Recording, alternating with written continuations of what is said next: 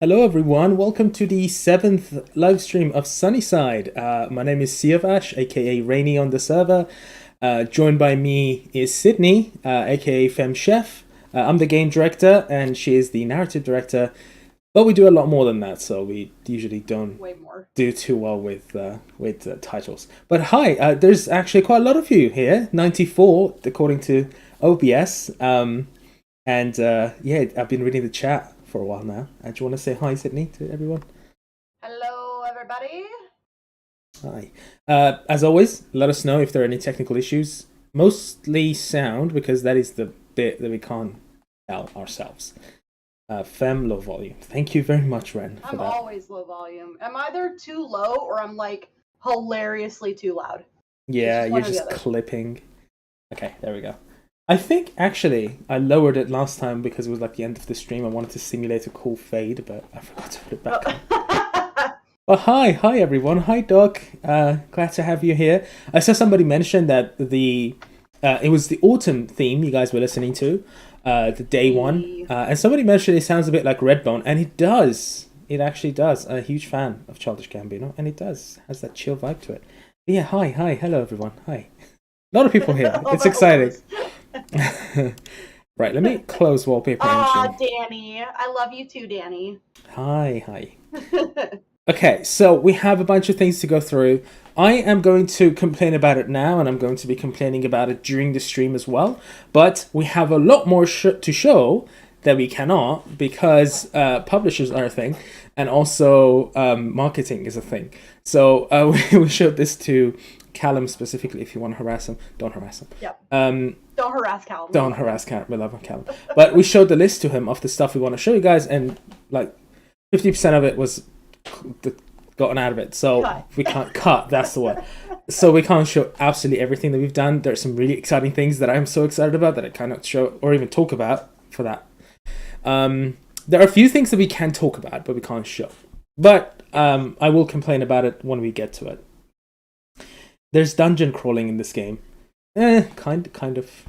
I think we, kind of. So there is a question and answer channel up on the Discord server. So if you have questions or things that you want us to talk about or address, you'll want to go to the Discord. If you're not a member, there are links all over the YouTube you can go find, and it's pinned up top, so it's pretty easy to spot. It's called Stream QA. And you can go in there and put in your questions, because chat can move pretty fast sometimes and we're talking and I'll miss stuff. So if there's a question you want answered, that's where we'll probably be pulling most of our questions from, just to kind of keep things moving along, because I don't want another 2.5 hour stream. Yes, definitely. And a little bit about what Rainy was saying. Some of you might have noticed that the VOD, the video on demand of our last live stream number 6, disappeared. And the reason for that is because we accidentally showed some stuff that we weren't supposed to. So I had to go in there and make that private. So at some point I'm going to go through and yank those sections, but it's going to take some video editing that none of us have had time for lately. But for anybody who missed it, that'll be up eventually. It's just not right now because, it got redacted. Which honestly isn't that terrible of a thing. There is such a thing as oversharing, and I think Rainy and I get a little excited sometimes, and we just want to show you all the cool stuff that we've been working on.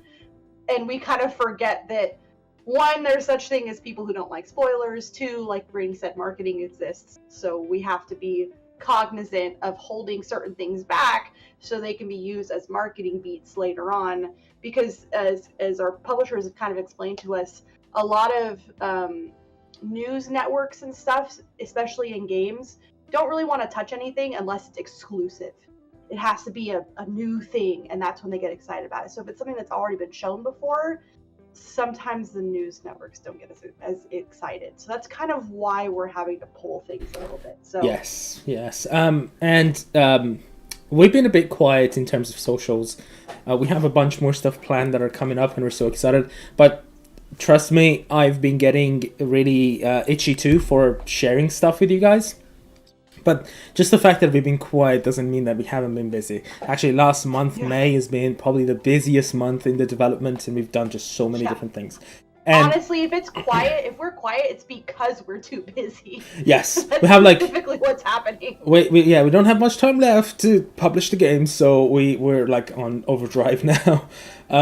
I will answer some questions, by the way, as we go on. So, Unchecked Pair asked, will phone charms be added? Yes, and we have some stuff about customization to go through today, so stay for that. And yes, we tagged everybody on Discord, and there's a good reason for it. You guys are always asking for... I feel like I'm a bit loud. Hold on. You guys are always asking for access to the game, early access to the game, and we're going to talk about that today. And so stick till the end. We're going to go through that and tell you guys what you need to do to... possibly try the game again before it fully comes out. Alright, so I think we can start our list of things to go through. But one more team thing. So business stuff. So Rainy, you always just say I'm the narrative director. I'm also like the studio head, so I have business stuff. Yes. Just a producer. So that's why I'm always the one who's talking about the business things, because that's what I do all day. So a couple business things. We always like to give you guys updates about the makeup of our team. We like to let you know who's on the team, who's not on the team, and all that stuff. So some updates about our team is that we've actually lost a couple of people. So we had a junior artist who was working with us named Cherry, who... she's gotten busy and she just doesn't have time, so she's left the project. And also, not that we're more sad, but we are really sad about this one. Our QA lead, Conlin, who a lot of you know is Tater Dog, is also leaving us. Yes, again, he was one of the first wave of people that played the alpha, streamed the alpha, and we found him, and then he joined the project after that. But we had to say goodbye to him for now. Yeah, and it's a bit sad because we love him. We love him. Nothing to do with us or him or any bad. It's literally just sometimes life and family stuff gets in the way, and that's kind of what's going on. So no ill will to either of them. We still love them both. It's just they've got to go their separate ways at the moment. So and we wish them the best of luck, and they all both know that we're here if they ever want to join us again. So just to let you guys know, and then there will be some updates on the website reflecting that stuff at some point. We just have to get around to updating it. We also, though, we have an addition. We have an intern, which was the coolest thing ever. Getting an email from somebody saying, hey, can I intern with you for my college program? And I was like, heck yes. So she started with us on Monday. I don't want to give out names or anything because she's a student, so she's not an official paid part of the team. Should we say who it is on the server? Should we say who it is on the server? I'll let her do that if she wants to, but I don't want to out her or anything. But so we do have an intern. She's working with us through the summer for college credit. She and Kevin, my other half, are working together on updating Rainy Bugs. So for those of you who still have access to Rainy Bugs, you can kind of check out any changes that might be happening. And then when we launch for beta, you guys will see all the cool stuff that she's been doing. She's a really great artist, and she's making some really cool stuff. So really excited about it. And Katana, are we going to have body sliders? We already do have one. More, I'm not sure. Probably not.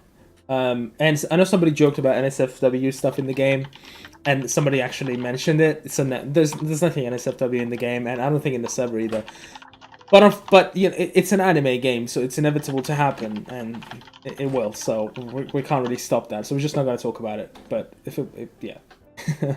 will we be able to change clothes in the after the character creation? Absolutely, and we can probably talk about that next month, hopefully. Right. So usually this is the point that we talk about music. Again, we had a bit of the kind of what do you call it when you get told off? Anyway, they told us off for sharing music last time, so we can't share music this time, but we can tell us off. Yeah. There he is. There it is, Callum. Hi. We're not doing anything, okay? the music that we've been working on is all Cave's music. That's what Matt's been working his butt off in the last, I don't know what, 3 months now.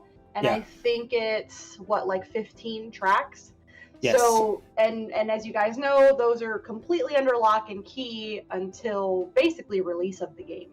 So, not because, only because we don't want to ruin the surprise for you. That's really what it is. We're being Disney at this point. Is we don't want spoilers. Yeah. We want you guys to have a really cool experience. But what is happening right now is obviously producing new music, some fantastic tracks that I can't wait. There's one track that we cannot share even after we reveal stuff about the caves, because it's such a late game thing that we're just gonna have to wait for you guys to go through and listen for yourself. But it's like one of the best tracks in the game.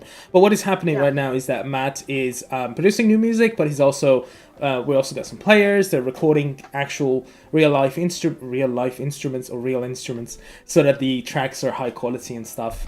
And then when we get to the point to deliver you guys the physical stuff that you pre-ordered, they'll be all pretty super high quality and have real instruments in them, because Matt plays guitar himself and bass, and that's why you hear a lot of the tracks other than piano.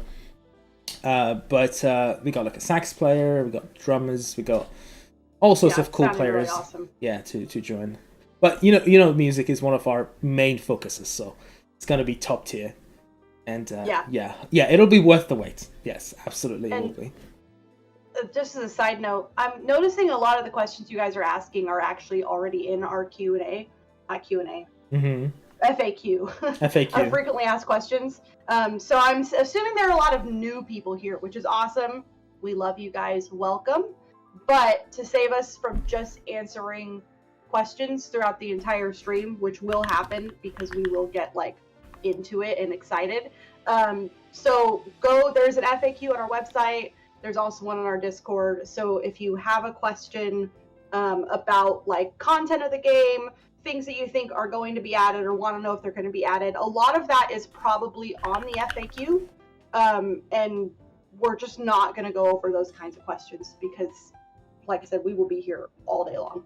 So if it's like a huge pressing one, definitely drop it in the Discord. Yes. But elsewise, we're not going to be going through. I can see somebody asking in the chat. I hope I'm pronouncing your name right. I think it's Jace. Jace, not Jace.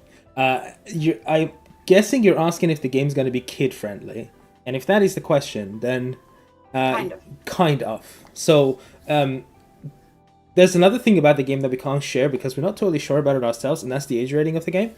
And that is actually something we're working on. We can't share anything about, but as soon as we know that, you guys will know about it too, because it will be on the actual pre-order page. You'll be able to see the age rating of the game. And somebody else Ahmed asked, will there be an onsen, like the, I think that's how you pronounce it, the hot springs. I'm not going to say anything. You guys might know in the future if there will be or if there won't be. Yeah. Is there a possibility? Yeah. Time for characters. This is my favorite part of the stream. Right. Can we what was I gonna say? Can we do this one last? Because it's actually yes. Okay, cool. Yes. Cool. Right, so yeah, we have some characters to show you guys. So first of all, I'm gonna show you guys the portraits. They're pretty fun to do. There it is. Okay, so this time around we're just going over Obeng family, and this is Fuyukaze, the first member of the Obeng family that we created, and he's actually based off or he's a character that was requested by one of our Kickstarter backers. Which one of our Kickstarter backers was it? This is RiderX. RiderX's character, yes. I think they changed their name to Fuyukaze, like they put Fuyukaze in parentheses in the server, so it's them on the server if you ever catch them in the wild. But it's their character, and we're so happy. And we what happened was we decided to expand his character and essentially bring his whole family into the game, I think. While alternating it and augmenting it a little bit. Oh, there he is. Hi, RiderX. So yeah, this is Fuyukaze. Anything else? I don't think he's seen his portraits yet, so. No? Oh, these are your portraits, right, Rex? I hope you like them. I don't know if you've seen them yet. But yeah, we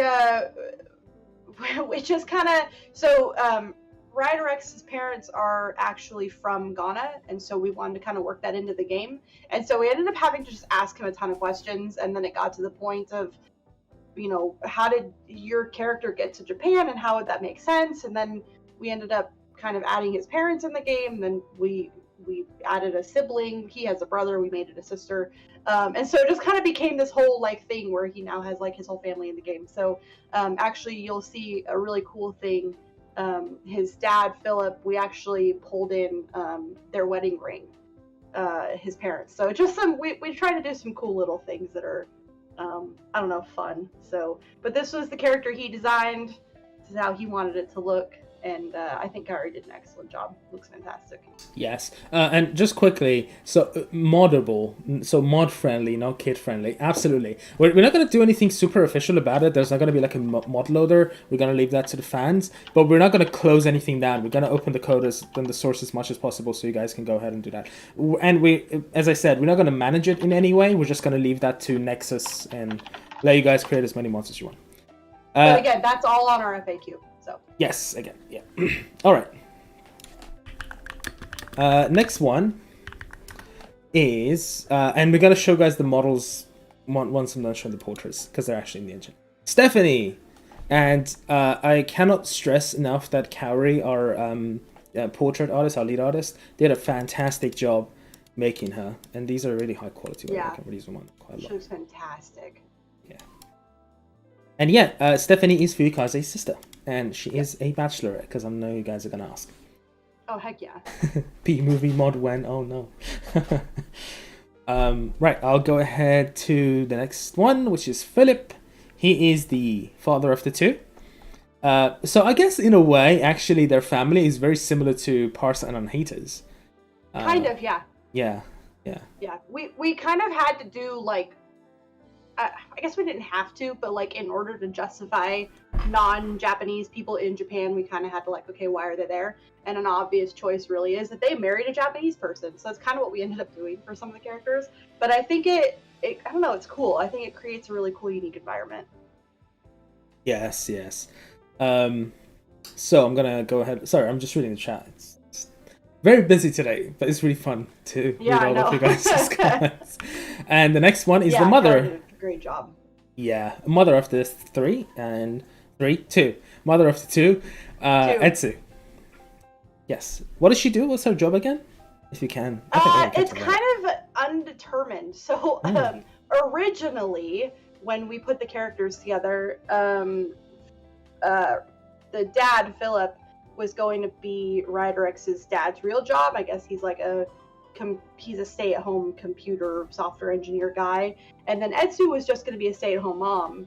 And then we ended up needing some more occupations in town, and so we kind of had to flip things around. So we actually gave Etsu Philip's job, so she's a stay-at-home software developer businesswoman, and then he is a carpenter. So that's why he's got the overalls, and he's a little bit more overall-y, I guess. Yes. More carpenter-like. But yeah, and I'm actually really glad we made the decision. I like how the characters turned out. And something that always really happens with any kind of writing or creating, when you're doing characters, you really get to a point where they just kind of write themselves. And it's always fun when that happens. And I feel like Etsu and Philip really just kind of wrote themselves, which is fun. And I saw somebody mention the confused face. Those are always my favorite. The confused faces, I think, are like... You literally commissioned Kaori for that. I did. Yourself. Yeah, I did. So I was going through and I was doing the dialogues, and I just kept needing a face for the dialogue that like showed confusion. Like, what are you talking about? And none of them really worked. And so finally I just asked Kaori, like, we need to add another one to all these, to everybody. And I said, I need a confused face. And it just kind of got added, and I love it. It's my favorite. It's so good. Actually, one more thing, quick tangent, that I essentially also asked for something personal just in the frame of the game, but we're gonna add it to the game, so it's fine. But you guys might have noticed my avatar in the server, and that is Hero in a chibi style. And yeah, it was just so much fun, and we gotta put that in the game somehow. But yeah, it was I got a Kaido one because you got a Kaido one. Characters we like. But yeah, I also, somebody asked if they're going to be a Karen in the game. Do we have a Karen-like person? I think maybe... I assume they're asking Shoddy. because of the way that Etsu is dressed. Oh yeah. But I think if we're talking like self-centered, everything is about me kind of character, it's definitely Hanako. Hanako. Oh, I was gonna say Shadi because she's a bit older. But... No, she's more of a nosy mom character. Nosy mom character. Hanako is definitely the grumpy lady. But from the alpha, we got the vibe that you guys really want her to step on you, so we're gonna assume it's fine. Gonna lean into it. So we're just gonna do it. So, and the next character is probably one of the most important characters in the game, and we've shown his portraits before, or their portraits before, and it's Sparky. So I'm gonna show the portraits again because we're gonna be talking about them. Sparky. And yeah, there's one more I think we are adding to it, if I'm not wrong. Or actually, there are a bunch more that we're gonna add to it. Yeah, we're gonna add a couple. So Sparky is gonna have some extra portraits other than the main ones because of how important they are in the game.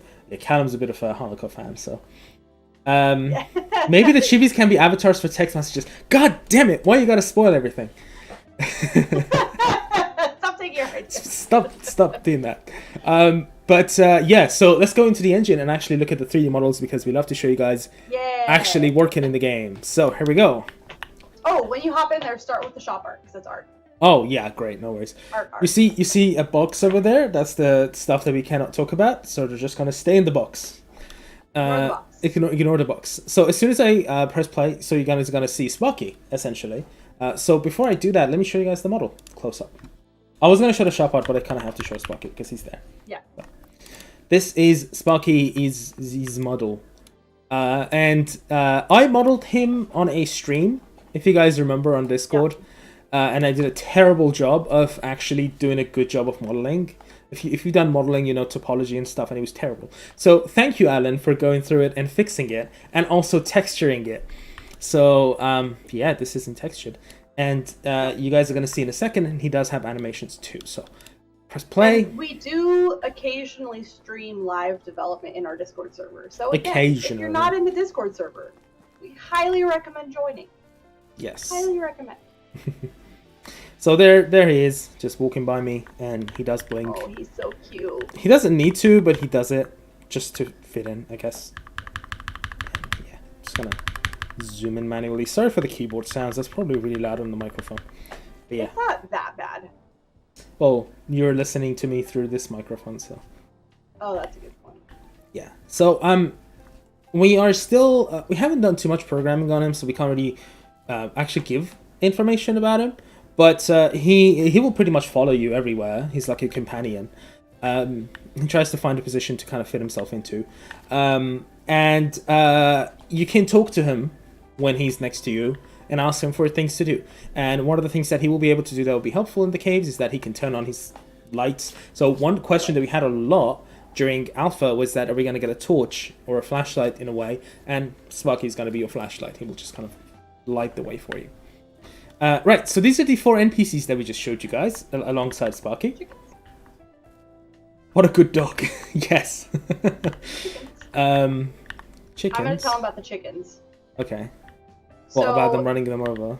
Yeah, so, you know, this is our little test map, right? And anytime you go to play the game, all the animals start running around. And the other day, we were talking about something and showing something off, and the chickens kept running into the NPCs that were standing there and like making them fall over, and it was a good time. And if we get lucky, they'll do it again. But they just kept like plowing into everything. It was great. Yeah, I just have to share. Yes. So I'm just waiting for that goat to run into somebody. But anyway, so this is Etsu. I'll actually go ahead and kind of zoom on the models a bit more so you guys can get a better look. So this is Etsu, standing, looking nice.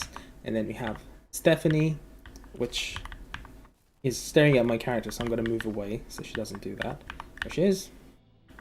And I think Alan did a really great job with the little bits of the hair kind of going out. Oh, yeah. Like the frizzy hair. It looks so good. Yep.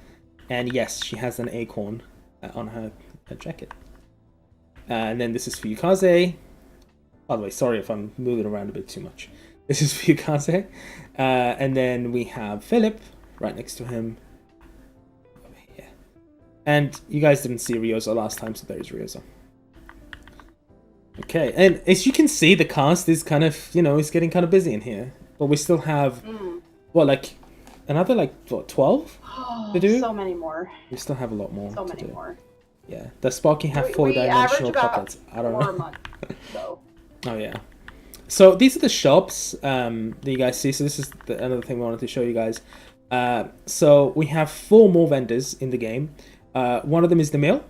So there we go. Xander shows up because he's one of the people who attends to this till. And if I shop, you can see the shop menu. We're still working on the backgrounds and stuff, so that's why the background is just kind of a basic thing. But what we did is that we decided to go for this kind of receipt-like menu for your car, so that the car can look the same regardless of what vendor you're in. So if I just add some items, they go in there. And yes, don't worry, I'm going to make sure that these align. I've already gotten so many comments about that. But essentially all of it would look like a nice little receipt. And you confirm the purchase, that's the end of it. But this is one of the shops that is attended by multiple people. So sometimes you might get Xander, sometimes you might get Yuma, because he's another person that can be attending the till. Now, this is our test map, so the NPCs don't have anything else to do other than standing still. So something funny happens when I try to interact with it twice. And when it's not Xander. That happens. But in the main game, in the actual map, they walk away so that they're not standing in the way. And when you open it up, you can actually see Yuma instead. So I'm going to go through the rest of the shop menu. So other than this, we have the garden center, which we will show you guys on the actual map soon. It's called Ladybug's Delight, and it's attended by Parsa. And also, it is attended by Shoddy. And also, who else was it? There you go, Soda. Soda. Yes. And they all have shop art.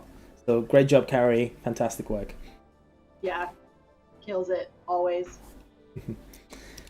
And then, I was going to say last one, but we have one more after that. So this one is the Research Center, but it's officially called Field Lab. We just call it Research Center. And he's attended by Anahita. Yeah, so you have the car. This time it's like a little computer-y thing. And then... Go away. There it is. He also came in like, oi, don't talk to my kid. Don't you ever talk to my kid ever again. I accidentally cut his hat off, so sorry about that. I'll fix that at some point. And yeah, it's the same. So, but I'll let you guys see the shop art because I closed it too good. And we showed these last time, but it's good to see it in the game for the first time. Yeah, but sure. This one is a fully new vendor, so we decided to add this because it made sense in the gameplay loop. We had a lot of stuff that had to do with wood, and we wanted you guys to be able to get stuff, services and whatnot from. So this is it. It's called Hoshi Woodworks, and it is attended by Philip. And you can see his portrait. And yeah, this is his shop. Again, the background is really not doing it justice because it's just black, but it's going to be like, you know how... I'll show you in a second. Kazuki's is like a snapshot of his shop. That's how that would look. And yes, they all sell tomato seed at the moment because that's our test item. So they're going to look like this, where you have a nice background of the place. And they're all going to have this animation and stuff. We just haven't polished it. Yeah. Anything else to talk about before we move on to the next thing? I think that's it. I think it's sheepy time. Oh yeah, sheeps. Hey. Actually, you know what I realized? I don't think we showed the raccoon last month. Did we? Oh yeah, well he wasn't part of that. Did we show the raccoon last month? Maybe we did. Did we show the raccoon, guys? Help us. No. We can show it again. Everybody loves raccoons. Anahita looks so good. Is she romanceable? She's absolutely romanceable. Absolutely romanceable. She's... Xander is protecting his cat. I started being a huge fan, like personally, being a huge fan of Lucy. But the more characters we have, the more confused they become. I'm like, we have Anahita, but then we have Stephanie too, and then there's Hanukkah, and then it's just very difficult, man. So I've played the game like 6 times. Our goal was to make sure that you guys have to replay the game as many times as possible, so that you can get all those romances. Anyway, so the raccoon, Sly Cooper. I love Sly Cooper, and yeah, he's a little Sly Cooper, I guess. I'll show them anyway. Show the previous version of raccoon. Oh, it was the. I guess it was the not the one that Ren made then, right? I have no idea. Raccoon. I think he's updated the mesh since then. Right. Okay. Well, we show him rolling around. I don't think around. you've imported it. Raccoon animations, and then the best one is just roll. There it is. Yeah. So that's not our mesh. Don't worry about that. And actually, you know what? This is the mesh we get with the animation, and then this is what we turn it into. This should give you guys a lot more appreciation for Ren. Where is it, man? I can't find it. There we go. Now that is our version. That is our raccoon, and he looks a lot smoother and a lot cuter, a million times cuter.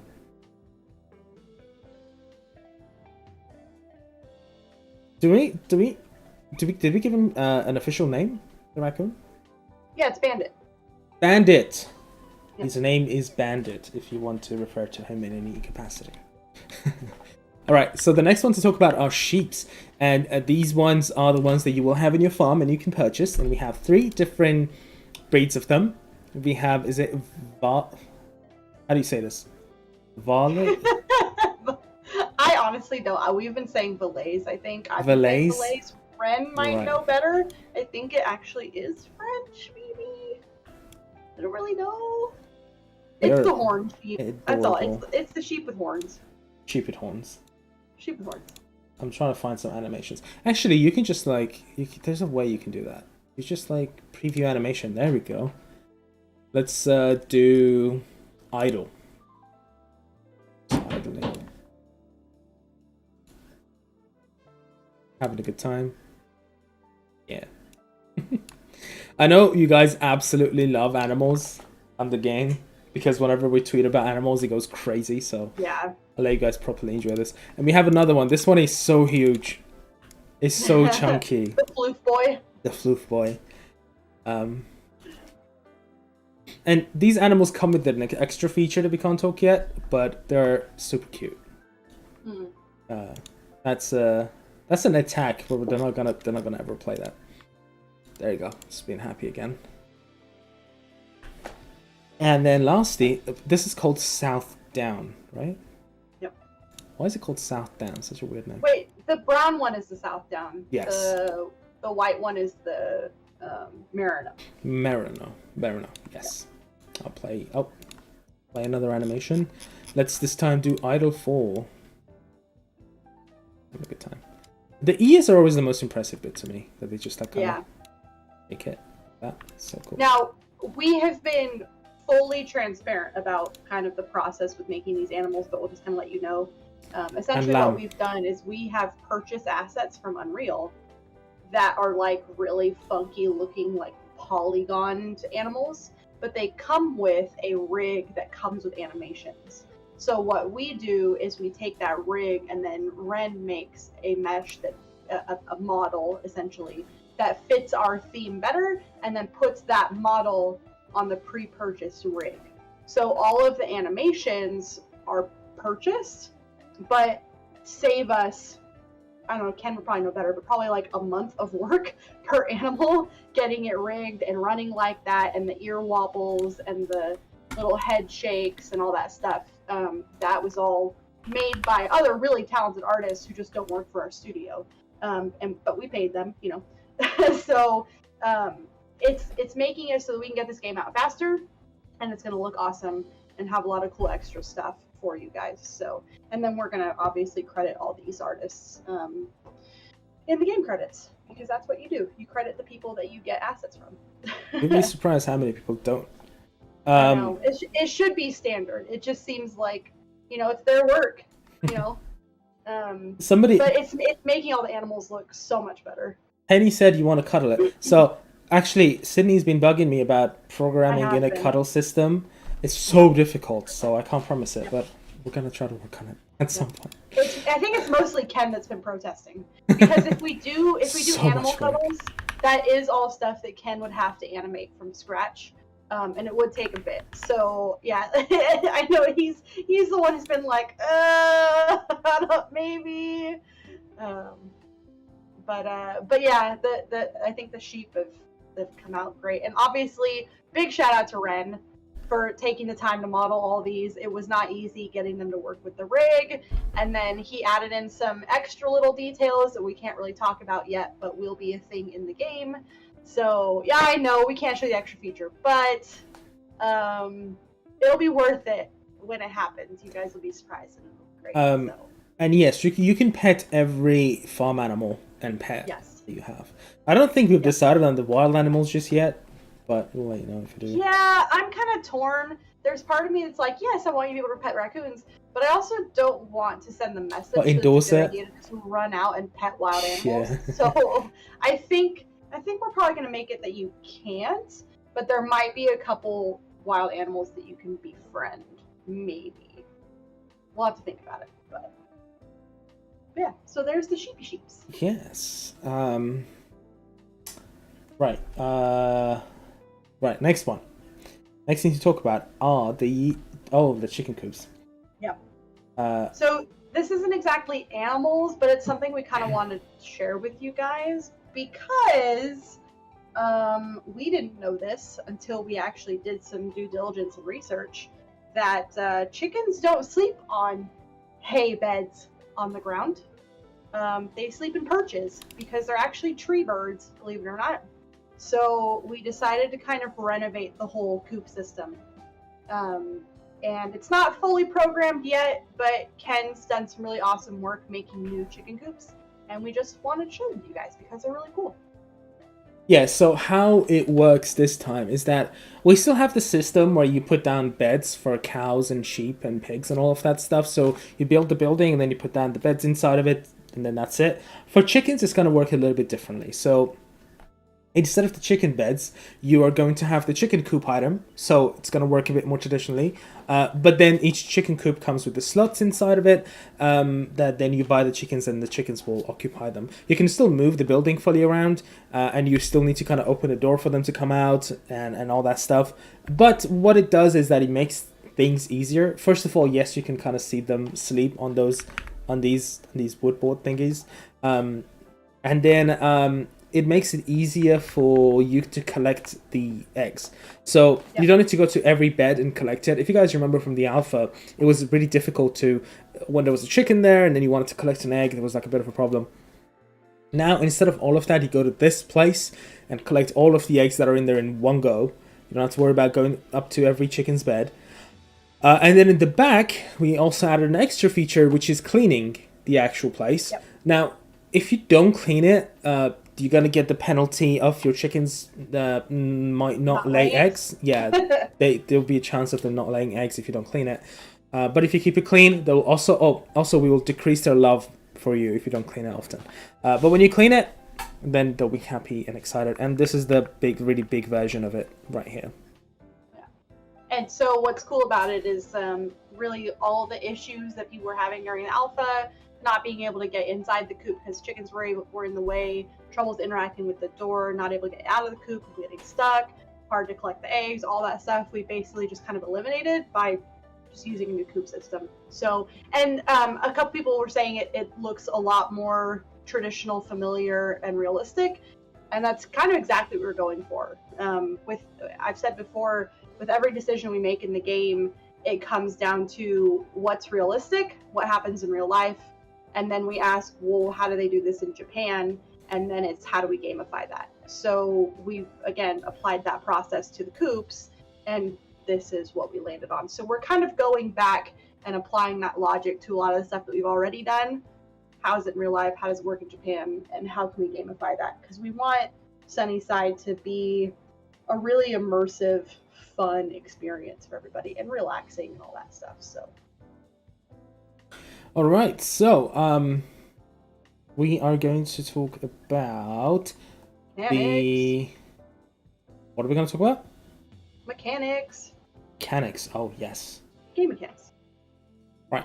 So, drone is the first one to talk about. So I'm going to play the game again. And if I open my phone, I can open the drone. So the first bit that we want to talk about is that we kind of upgraded the drone a little bit. Let me disable auto script messages so it's a bit cleaner. We cleaned the drone code a little bit so it runs a lot quicker. It's just doesn't have problems or anything. But we actually made a whole new drone model, which we showed to you guys last stream. But now you can actually fly in third-person mode as well. And we did some changes to the drone model's propellers to make it a lot more like they're actually spinning. And it's a lot less epilepsy-inducing, I guess, because it was a lot worse last time. Looks a lot nicer this way. And yeah, they do.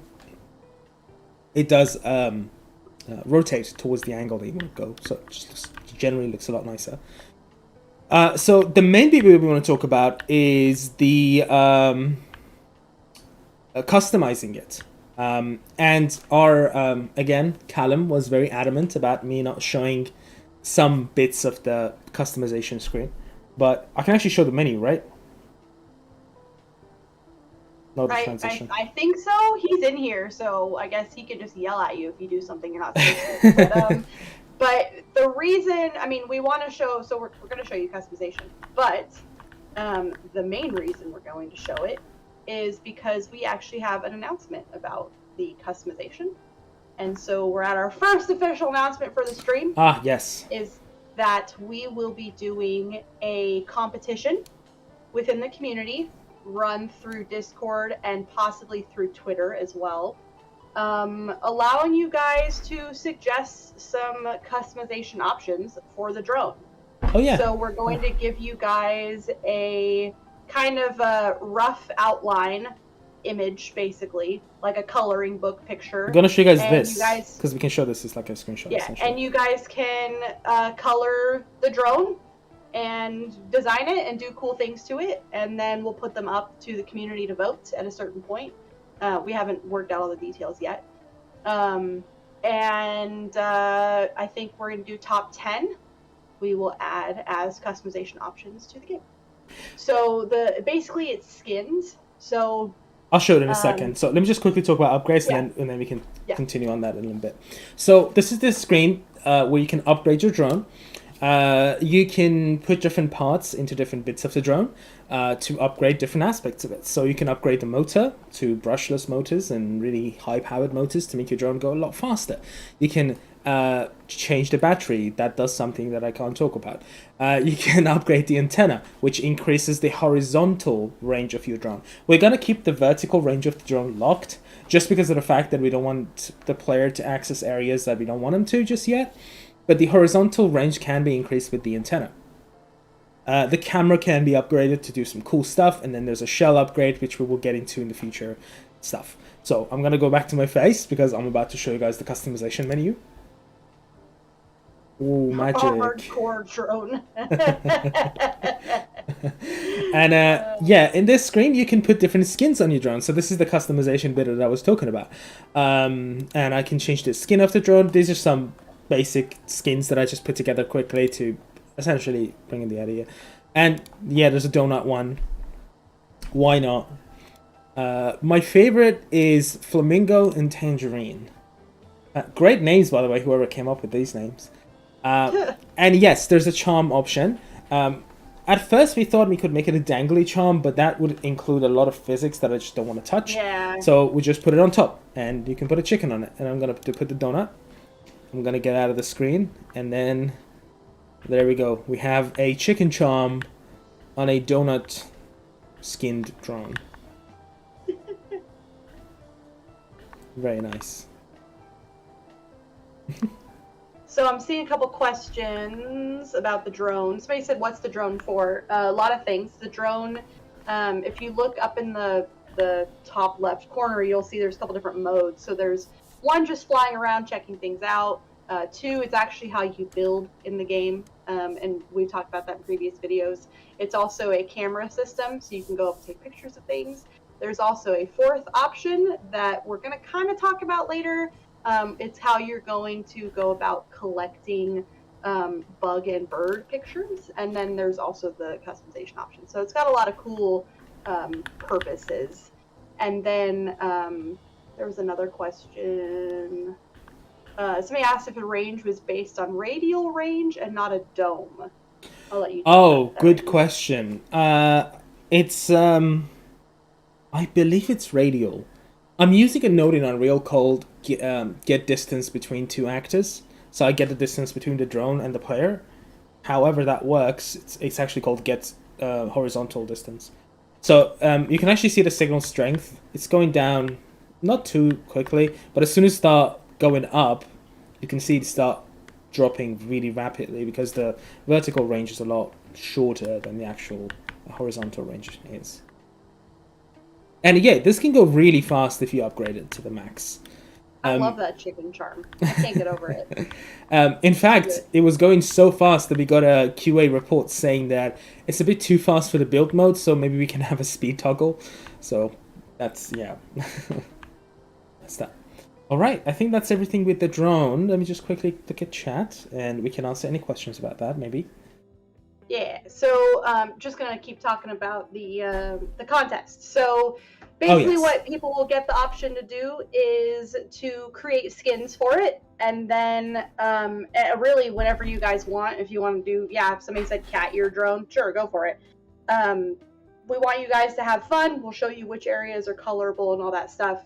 And then I think what, top 10, 15 maybe? Yeah. Of what people choose is what's going to get added to the game. And the skins and unlocks and stuff are kind of discoverable throughout the game. So different, different things that you do with it, different ways that you use it will upgrade, or I should say unlock the ability to upgrade certain things. So we're kind of being a little cagey about that process because we don't want to give anything away, but there will be a method and a reason for a lot of these customizations and upgrades. And then the skins are really just for fun. So. And Dead Sloth, absolutely, there's going to be a bunch of festivals. We've already talked about a few, but there's going to be quite a lot that you could really participate in. Can you American design drone charms? I don't know. What does that mean? If you mean like an American flag on it, like you can submit that as a suggestion if you want to. And if it gets I feel like votes. If we did that, we'd have to do like a bunch of countries. Bunch of countries, that's true. Yeah. A camo style skin. We're gonna not talk about that one for a bit. If you guys want to submit them, and we'll take a look at them. And will you be able to make multiple? Yeah, you can make as many as you want. It's just down to how many votes it will get. Yeah. If you guys remember, we did a contest for Kat's arts in the game. That like she can be drawing in the game. It's gonna be just like that. So you can submit as many as you want. Submit as many as you want. So yeah, keep an eye on Discord. We're going to be announcing more info on that alongside the actual template that you guys can use to draw on, and yeah, that'll be a lot of fun. Yeah, and that contest will probably go through the summer. Yes. Yeah. So just kind of keep an eye on our socials, and we'll do some announcements and stuff. Right, the next thing we're going to talk about is a bit nerdy, so sorry about that in advance, but... nerd stuff. So, one of the things, if you guys remember from the alpha, was the fact that trees were a nightmare, especially if you were a streamer. Like, I don't know if Dr. D-Dub remembers, but the trees essentially didn't load on our first launch of the game, because I put together a piece of code that was really quite complex, and the code could not be handled really well when I was using blueprints, because blueprints do things not so efficiently. Yeah.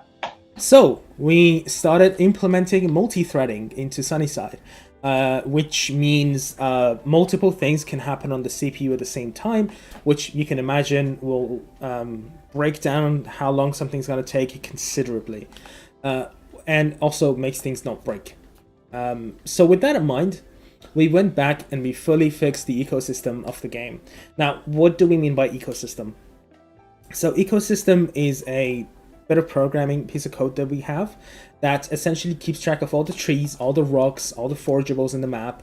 And then if you guys go ahead and break down a tree completely, it'll remember that, and then it will, after a few days, start growing a tree close to it, so that the game won't run out of trees, essentially.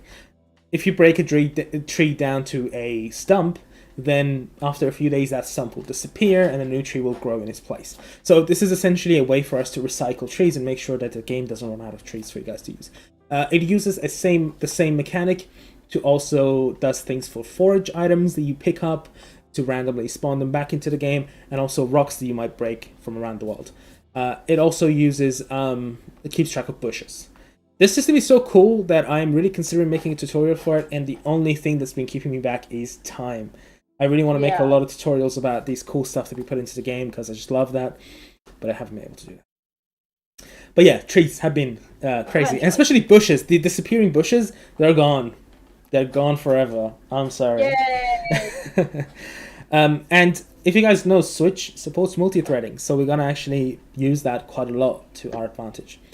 And, multi-threading was so cool that I kind of went ham and implemented a new system for it. And it's the grass growing system. I know, crazy. You can finally touch grass in Sunnyside. Or cut grass, not touch grass. But you know what? Essentially what happens is that every few days, every few days. I'm not sure how many, because I don't want it to get annoying. You guys will see in a minute. Every few days, the game will look for an empty spot on your farm, and it will spawn a patch of grass. That grass will over time grow and become really large and take over your farm, or a portion of it, and you need to keep it at bay. Or if you want to have a part of your farm be grass, you can also do that and just leave it there. Now I'm going to talk about what that will do. So, these weird looking lines was actually the game determining a place for the grass to start growing, and it decided to grow it here. So you might see this appear at some point in the game, just this little patch of it. And if I press F3, I can simulate the days passing, and then you can see it kind of starting to really grow quickly. And they only go up to a certain point because there can be multiple patches of grass growing on your farm. But essentially this is what it will look like. When you have grass growing on your farm, you cannot plant anything there because it's blocked. You can't also build anything there, so you need to clear it out. So with that in mind, Sydney, Fem, went ahead and put together a list of new tools for us to use in the game. And one of them is a new tool called Nada.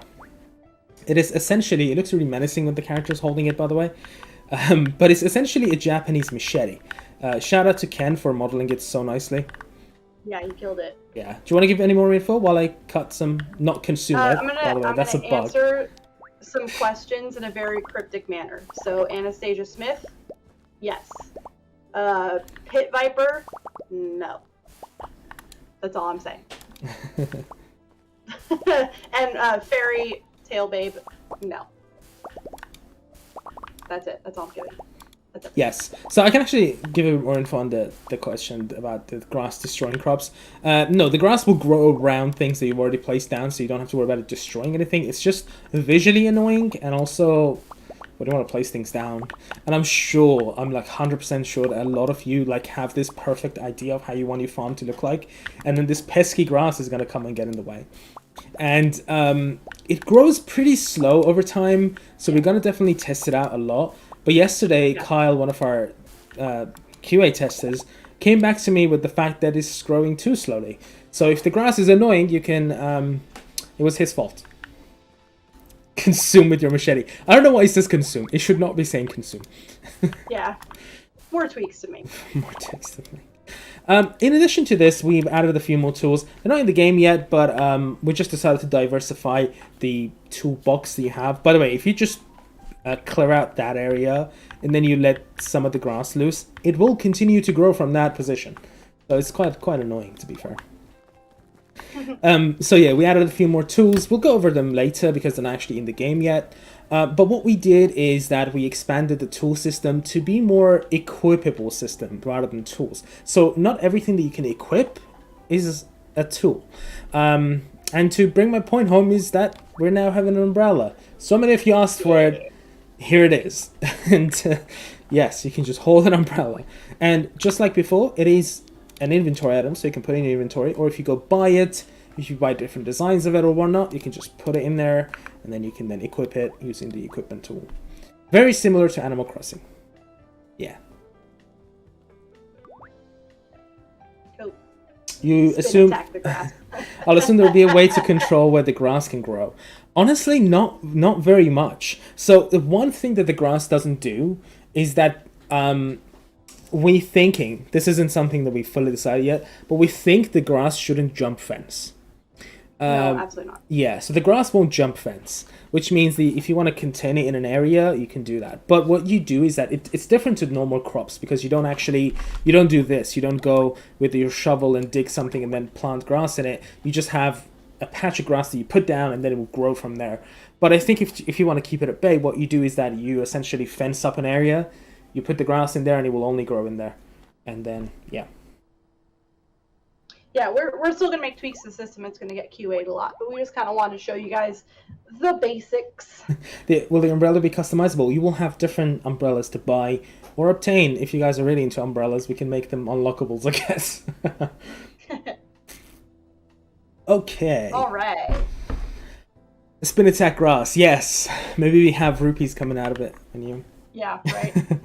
Right. So we're going to talk about something. Oh, never mind. I missed that before. So far, the only way to plant stuff in Sunnyside has been to dig the ground, not floor, dig the ground. English is weird, okay? We don't have different words for floor and ground in Persian. Anyway, you dig the ground, and then you make a plot, which, by the way, we've upgraded a little bit. You guys might remember them looking circular, but we decided to go for more square shape, because it just looks a lot more visually appealing. It's a lot more nicer looking, and yeah. So we have the small plots, the big ones, and the... did we talk about the last upgrade, the last size for it? Probably not. Okay. Well, there's another size as well, which is for a specific type of crop. But so far, this has been your only way to grow crops in the game. Is to put it in the ground. But now we have a completely new way for you guys to have crops in the game. And it's pots and planters, finally. Yay! So Ken has gone ahead and made a bunch of different models for us. There are even ones that you can put on walls or hang from places. Excuse me. And then they work similarly to smaller plots, and you can only plant specific type of things in them. And by specific type of things, I don't mean it's super limited. No, not at all. It's just limited to things that aren't huge. But it is mostly reserved for smaller things like peppers and tomatoes, and things like flowers and whatnot.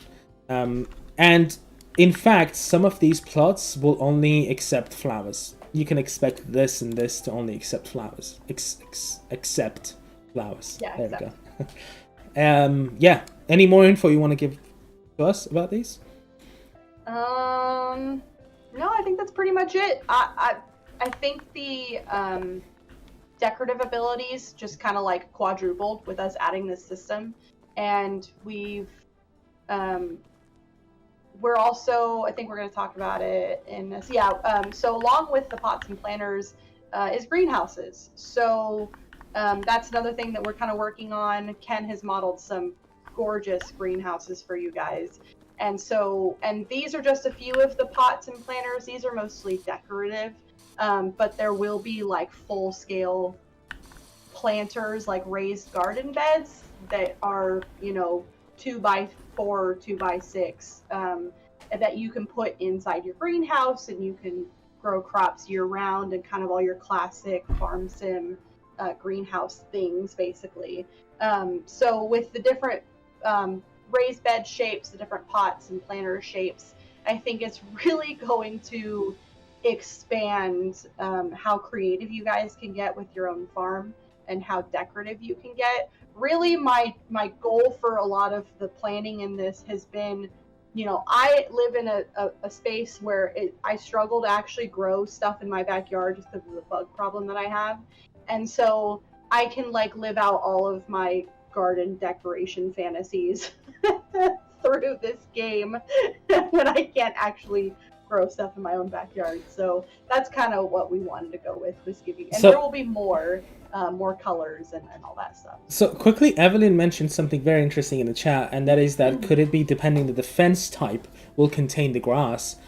That's a very good idea. We can have only certain types of fence that completely go to ground contain grass, better than the ones that the underside of it are open. Very good idea. We'll definitely consider it. And Ali is asking, "Hi, welcome. He's my friend. Can you grow grass in pots?" No, you can't. Probably not. Grass no. only grows in the ground. If you really want to touch that grass in your house, you can't do that. All right. So yeah, the greenhouse, as Sydney mentioned, you put your pots and stuff in there, and then it's perennial everything, so you can grow anything out of season in there. It'll grow fine. You only have a limited space, obviously, so that's your limitation. And yeah, do we want to talk about? Did you talk about that additional thing? Okay, never mind. Nope. Yeah, there's something cool that comes with I knew you were getting there. greenhouse. I'm not going to talk about it, don't worry. And I'm going to show the models that our modeler Ken has made, and they look fantastic. So these are going to be untextured, because he did texture them actually to his. Yes. To be fair, but we don't have them. We haven't dropped them in the game yet, so and that's the textures and the models come together in the engine. So when you look at them outside of engine, it's kind of hard sometimes to get the full picture. But this is I kind of wanted you guys to see like all angles and how cool they look. So they're super awesome. Yes. So this is one, and yeah, I mean you can imagine them kind of being just all glass, and then you have these bits being open. Yeah, and then second one.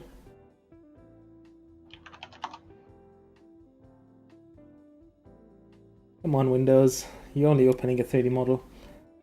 Another one. Two more.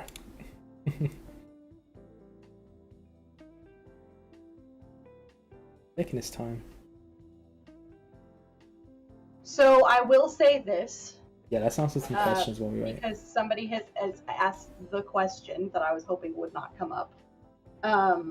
So I'll be cryptic about it, and I won't say anything more. Sidley asked, "Is composting a thing? That would be kind of neat." And all I will say about it is, yes, we have plans for composting. We are not showing them because they're really cool, and I'll be completely frank, I don't want our idea to get stolen. So at least until it's in the game and we can claim it as our own. But yes, we have some plans for composting. So actually, I got some images, which is a lot better. So this is one, and there are textures in the images. So, and then there's one last one, which looks like this. To me, this looks a bit more European, and this looks a lot more Japanese. Yeah, but some the of them are both a little... look pretty nice. Yeah. Boogie, you guys have a bunch of different options too. Go ahead and make. Yeah. And there was a question on the Discord. If we put planters inside the house, do we still need to water them with a hose? Or is there a little watering can or spray thingy or something? So I've kind of made the promise of no watering cans, but we're probably going to have to give a watering can. Actually, no. Oh, you mean for your house? Oh, fair enough. For inside. Yeah. God damn it, watering cans. I It's know. no There's also escaping another them. question, which we're not going to get near with anything that we're currently discussing, so I'm just going to knock it out real quick. Yep. Somebody in the Discord asked if we will be using lumen for lighting. If I remember Oh. correctly, that's only a UE5 thing. That is only a UE5 thing, you're correct. Yeah, it's so only UE5. we haven't jumped into UE5 because we're not sure if everything will be supported, especially with all the consoles we're targeting. But if we decide to jump to UE5, we will announce it with a lot of excitement. And yes, then Lumen will be supported for Sunnyside. I don't imagine it's going to happen, just because of how hard it's going to be to transfer. I don't know, because since they released the actual version, it's been getting easier every day, so yeah, could happen. Maybe we'll see. Compost your enemies. Yes, so glad you can like. go in your house. Yes, you can put them anywhere. If you want, you can put them anywhere. I think they can even go on top of other surfaces, right? So you can on a table and stuff. Yeah. Okay, so there you go. Right. So I'm just gonna. All right. Another one of the iffy ones. So the next thing we're going to talk about is another one of those things that has been kind of embargoed. We're going to tell you about it, but we're not going to show you anything because we don't want to give away the visuals, which are really the cool part. So, do you want me to talk about it? Just make sure we don't give anything away. Yeah, go ahead. Or do you want to talk about it? That's fine. So, I know Rainy's really sad because he spent a lot of time working on this month. A lot of us did, and then it was decided that it was just too cool to share. So, can you pull up the drone at least, and I can talk about the button. So. And there's this thing which I cannot click on. So. Yeah. So it's number 4. Yes, it is right? number 4. Yeah. So number 4 on the drone is now the critter cam. No. Mm-hmm. Yeah, critter cam. We're calling it critter cam. Critter cam. Yeah. So it's critter cam. So there's going to be a mission within the game to basically help the research center collect information about the bugs and birds around Sunnyside. And you're going to get a cool little app on your drone and go around and take pictures of bugs and birds. So you'll take a picture, it'll kind of identify the creature, if you will. It'll fill in your critter log. We wanted to call it Critterpedia, but we can't. Yeah, thanks, so Animal Crossing. Critter log. Yeah, thanks, Animal Crossing. So it'll fill in your kind of critter log, and then you'll go check in with the research center and like deliver the information for them. So you're kind of acting as like an outside extra field researcher and helping the lab. So we didn't want to do any, like, I know the museum thing is really popular, but we wanted to make it really make sense, and so this is kind of how we decided to do it. So, yeah, so bug stalking, I like that. That's a good one. We should call it bug stalking. But there are, so some of the upgrades. Well, it's not all bugs though. Yeah, I know. It's not all bugs and birds. Stalker log. Oh no. I don't think we can call it that. But so there are some upgrades on the drone that will make finding bugs and birds a lot easier, or getting closer to them will be a lot easier. So the drone and that whole system will kind of work hand in hand. Is that everything? I think so. Is there anything you want to add? I could see a mini quest like that. Oh, not so many. Yeah, there's a whole quest line for it, so don't worry. I like that. Not so small. Not so small. So the rest of it is actually stuff on the map. I'm going to pull up the main map that you guys have seen and are familiar with. And we're going to go over them. Yeah, so I'm excited because this is a lot of stuff that I was doing this month. And also, honestly, Ken, as with everything, Ken is kind of our, I feel bad saying this. The rest of the team is awesome, don't get me wrong, but Ken is kind of the rock star. Oh, he's crazy. So dang fast. And we all kind of... Did you mention what it is? Praises every week. Did you mention what it is instead of the museum? In place? Oh, it's not really. It's basically the research center. We haven't. We're gonna show it to you guys in a minute because somebody asked instead of the museum what's gonna be. Yeah. We haven't finalized putting together what it will look like at the research center, so I don't want to say anything yet because it could change. But there will be some kind of visual representation at the research center of your progress. I'll just put it that way. Yes. And yes, we are just teasing the bee houses. Yes, beehives are a thing, but we can't fully talk about them just yet. So we're not talking about where do you want me to go? But they're there. Actually, you know what we should do? We should probably go actually walking the map so that people know what I would say start at the farm. Areas, they are from. Perfect. The map's gotten a few updates. The biggest one, honestly, I think, is that we changed the soil color. We're kind of tweaking all the map colors a little bit. So we don't want it to be like bright green and brown like a lot of other farm games are. We want it to look a little more natural.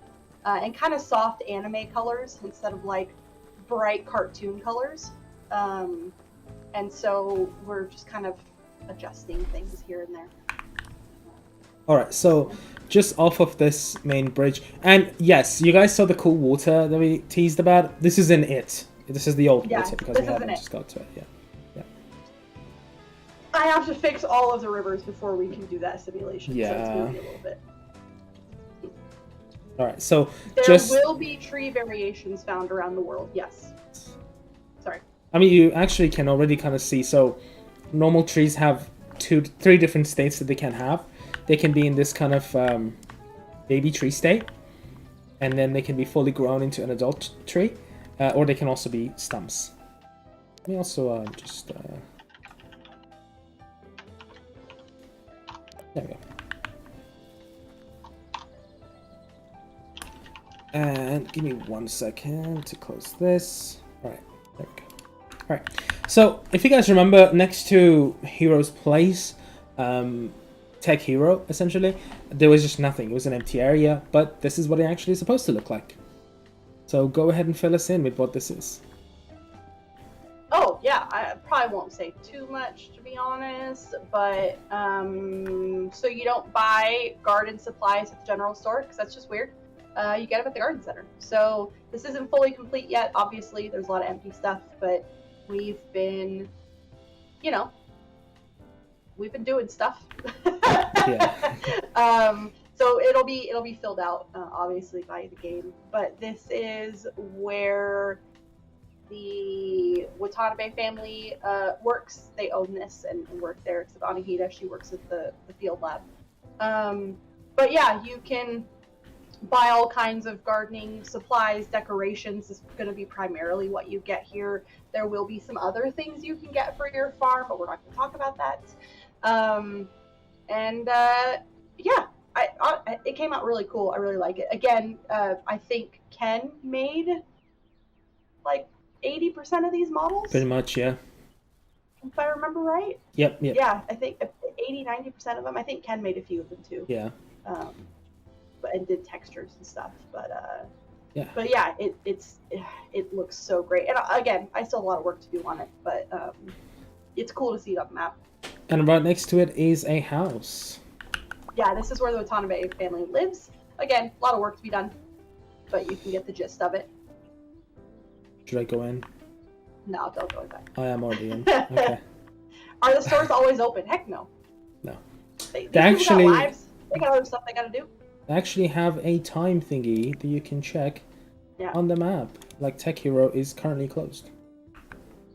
I don't know why, I keep seeing this coming up a lot. There are no children in Sunnyside. Full stop. Yes. Sorry, guys. We've had a lot of conversations and discussions about this in the community, with the publishers, in other streams that we've done. If you want to hear about our reasonings and stuff, it's all in the FAQ. We have reasons behind it, both lore reasons and production development timeline reasons. But the short answer is there are no children in Sunnyside. I'm just showing the map again because maybe people were talking about it. Yeah, so you have a map and then you can see the times they're open. There are comments about it and all that stuff. But yeah, they're not always open, as you can see. Doc, that's my kind of community. All right, so what is it right next to Naka? That's the mill. That is the mill, yes. Yep. So I'm just going to jump their fence and have a look. And Yuma's house. You guys actually saw this building. We showed it to you guys untextured last time, but now you can see it in its full glory. And where in the map it is. Yep. So I'm going to go to Obeng residence, just across the road. Actually, no, across the road is Nakamura. Well, there's Nakamura and Obeng in front of it. Oh, yeah. I like that. It's a law in Sunnyside, no children. Alright, so if you want to talk about Obeng. Yeah, so that's Obeng family. So that's Philip, Etsu, Stephanie, and Fuyukaze. Philip is our carpenter, so you've got his little carpenter building and also the big house where they all live. So, and they live above what is going to be another park. Yes. Alright, and just across the road is Nakamura's house. Yeah. Their house the is water quite wheel huge. in the mill will spin. we're working on it, but we will get it there. Otherwise, what's the point? So Nakamura, for anybody who hasn't been following, that's Hina and Sebastian. Hina owns the restaurant across the way.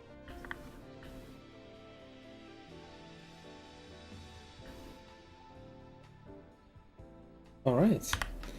Kind of reading the... Yes, and somebody said game desperately needs that bicycle. Yes, bicycle and the other transportation methods. Yep. We're going to be working on them very soon. Cars. Yes, bikes, scooters, and cars. What incident are we talking about? Somebody said there used to be children in Sunnyside until the incident. And oh, yes. I wasn't going to say anything, but now that you've mentioned it, that's not far from the truth. No, it isn't. I'm going to go to the research center while you answer some more questions. I'm just reading, grayscale. I sped up the game, by the way. This isn't normal, so don't worry. Oh, yeah. This isn't... it's moving way faster than it really would. Savi is saying something about the map and mini-map need a value adjustment because... Oh no. That the dirt and the grass are too similar in value, I guess. So, I'm not sure. Dirt and the grass. Will there be buses? Kind of. Yeah. That's all I'm going to say about that. Yeah. So this next one is the research center. Yep, this is the main building. Oh, somebody did ask if you will be able to place pins on the map to easily find things. The answer is absolutely yes. Absolutely. Yes. You can also place it down through the camera and the drone when you're looking at something, Zelda style. Yes. And all of these spots will be on the map eventually. They're just not yet, but kind of how all the other businesses are. So you guys don't have to worry about navigation. But yeah, this is the research center, the field lab, the official title, field lab. Yeah. And again, big shout out to Ken. He designed this whole building, and I basically, when it comes to designing all the buildings, I kind of show him where it's going to go on the map. And then I give him specifications of what it needs to do and look like. Sometimes I'm really specific. The house will be here, the store will be here, it'll be a bridge here, or a little creek here, or whatever, and I'm really specific. But with this one, I just kind of showed him this is where it's going to go. It just needs to be like a field lab. It doesn't have to be anything special. And then he had this really cool idea about insetting it into the hill and asked if we could do that. And we did. It wasn't easy. I still need to tweak it a little bit. It was honestly a huge pain in the butt because we're not using voxels. So for anybody who knows a little bit more about maps and how they work, you've got your regular Unreal Engine 4 map terrain manipulation system, and then you have voxels. Voxels allowed you to dig tunnels and dig down into the ground, whereas the regular Unreal system, it's all like height volumes. Yes. So kind of like it is, I don't know if anybody's played Valheim. So we're not using voxels, so it makes making tunnels or putting things in the ground or in the hills way more difficult than you would think. So it took me a lot of tweaking, but I was able to finally make it happen. So. And yes, you can have a greenhouse, not exactly this greenhouse, but something similar to this looking in your own farm, if you want to. Umbrella and jump. Oh yeah. Full Mary Poppins. Yeah. Yeah, this is the research center. I think that's it for the map, right? Yes. I was trying to ragdoll, by the way. That's why I was keep going up here and then gonna jump back down. I think that's it. That's it, yeah. Okay. So, with all of that, thank you guys for... Oh, there we go, finally. Finished with a ragdoll. You're ridiculous. Thanks for chilling with us. We're gonna finally get to the part you've been waiting for. The big stuff. Yeah, about how you can potentially get access to Sunnyside early. Alright, take it away. So we always like to kind of save big announcements for the end, kind of as a reward to everybody who stuck with us throughout the whole stream. So the big update is that essentially, you guys have heard me talk about in other streams, we're going to be doing what we're calling summer playtests. So there are certain mechanics in the game that we want to get community feedback on, but we don't want to make public.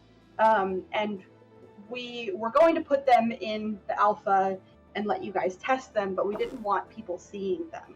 So the kind of in between that Merge decided on was that they offered us what they called their MVP program. It's the Merge Vanguard Playtesters program.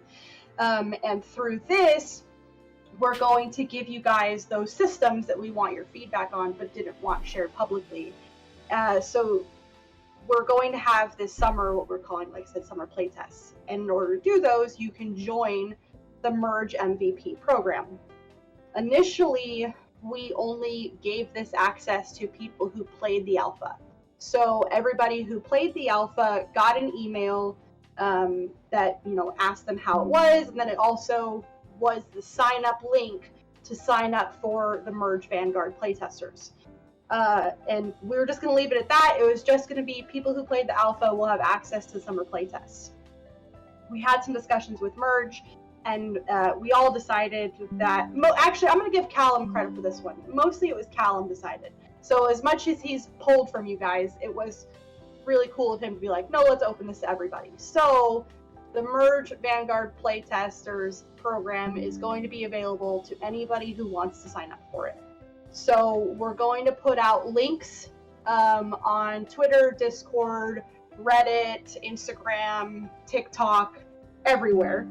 And anybody who wants to be part of these summer playtests and test out the cooking system and the battle system, which are the two that I think we know we're going to do in the playtests. Anybody who wants to playtest these will get to sign up for the MVP program and potentially get a chance to be part of the playtest. Now, anybody who was in the alpha will get priority. And then once that's filled up, it's going to spill over to everybody else. So the biggest thing is that these are all under NDA. So when you sign on, you have to agree that you're not going to share this information with anybody, especially the caves, because we don't want that being spoiled for people who don't want that being spoiled. So if you're into spoilers or you're into all that stuff, definitely sign up. You'll get access to a little bit of the caves, a little bit of the battle system. You'll get to see how it all works. This is for PC only. So because it's all we have, all of the consoles are going to come later.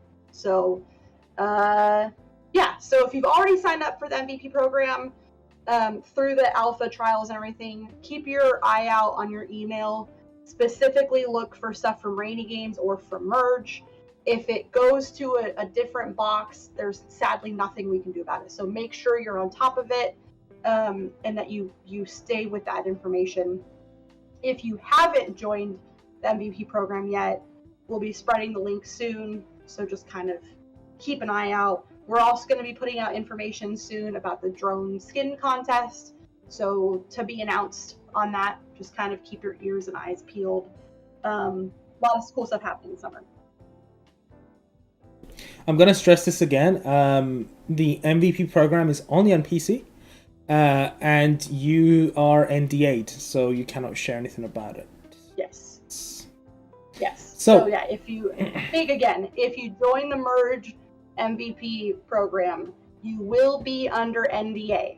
If you are a streamer, if you're a content creator, you cannot share this stuff. You can't tell your friends about it. You can't take screenshots. You can't share it on social. Nothing. It's going to be on complete and total lockdown. Out of respect of everybody else, primarily. So I have a few questions to answer. So will there be a chance, JP asked, will there be a chance to make our homes bigger? Absolutely, there are going to be a lot of different house blueprints that you can place down, different sizes, they can be like 2-story. Yeah, there'll be lots and different types of houses for you guys to make, so don't worry about that at all. And then immediately after that, Unchecked Pair asked, will there be a house in the mountain? So there are different farm fields that you can purchase other than the main one, the first one. And they are very different parts of the map. So, yeah. Sorry. You can look at that. I don't know if we have any on top of a mountain, but that's a really good idea. So, Yes. I'm going to say maybe, because that just gave me some really cool ideas. So, I don't know. Rainy and I will talk about that. That could be really cool. So Zetsumi asks, is this going to be like the museum, talking about a research center, and will it fill up with the critters? In a way, it is. It will fill up with the critters. We haven't decided how, but it is very similar to how the museum would work in, say, Animal Crossing. Yes. And somebody asked way earlier if there would be an option to disable the cloud effect when breaking and making things. I think the answer is yes. That's an accessibility thing. Yeah, we can do it. Yeah. We're just gonna see things pop in and out of existence, but yeah, we it's gonna can. look weird. If it is something, a point of accessibility for people, and if people find it jarring, then yeah, we can think about it.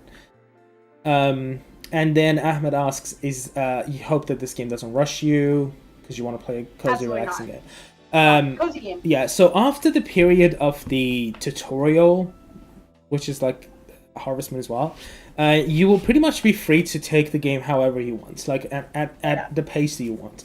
The only thing that will be thrown at you, and you're gonna have to kind of go and do, are the yearly events or special events that take place. Other than that, anything you can take on your own pace, at your own pace. And yes, we're gonna have tons of quests and stories and stuff, but you can take them at your own pace and go through them. There's never a time mechanic on a quest, so to speak. It might be part of an already ongoing quest, like it might be an objective at some part of a quest, but we never tell you when you finish a quest that you only have 3 days until you're dead. No, we don't. We won't do that. So you can take it at your own pace. I think we can do a bit of a Q&A session here. There seems to be a lot of new people. So on Discord or here? No, right here. Okay, normally, if there's going to be a Q&A at the end of the stream, we'll announce it at the beginning. But it seems like there's just a ton of new people who have a lot of questions about a lot of systems. So I think we'll just take 10-15 minutes and just kind of help with a lot of the new people. For sure. So yeah. All right, should I continue then? Because there was another one. Yeah. From Ahmed. So keep going. So keep an eye on them too. And if you guys have any that you think might get missed, go ahead and drop them in the Discord. Yeah. Well, the game have DLSS support. So DLSS is already in the game, but we had to disable it for now because it was causing a lot of weird artifacting. But I would like to have ray tracing and DLSS supported by the game. I thought it was just going to be an easy check mark that you can turn on and it would just work, but it's not as easy as that. So we might not release with ray tracing, but I personally really want to have it, so I'll be looking at that. So there's another question. Will different farm locations change gameplay at all? Like certain things grow better?